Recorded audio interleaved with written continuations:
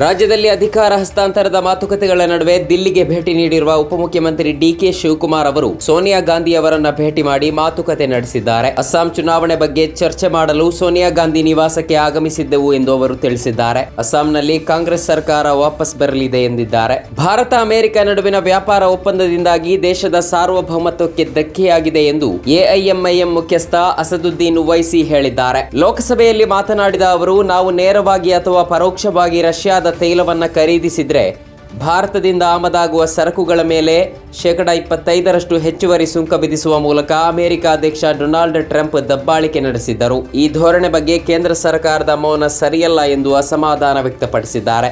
ತಮ್ಮ ವಿಧಾನಸಭೆ ಕ್ಷೇತ್ರದ ಅಭಿವೃದ್ಧಿಗೆ ಕಾಂಗ್ರೆಸ್ ಶಾಸಕರಿಗೆ ಸಹ ಅನುದಾನ ಸಿಗುತ್ತಿಲ್ಲ. ಆದರೆ ಮುಖ್ಯಮಂತ್ರಿ ಸಿದ್ದರಾಮಯ್ಯ ತಮ್ಮ ಸ್ಥಾನ ಉಳಿಸಿಕೊಳ್ಳಲು ಶಾಸಕರನ್ನ ವಿದೇಶ ಪ್ರವಾಸಕ್ಕೆ ಕಳುಹಿಸುತ್ತಿದ್ದಾರೆ ಎಂದು ಬಿಜೆಪಿ ರಾಜ್ಯಾಧ್ಯಕ್ಷ ಬಿವೈ ವಿಜಯೇಂದ್ರ ಆರೋಪಿಸಿದ್ದಾರೆ.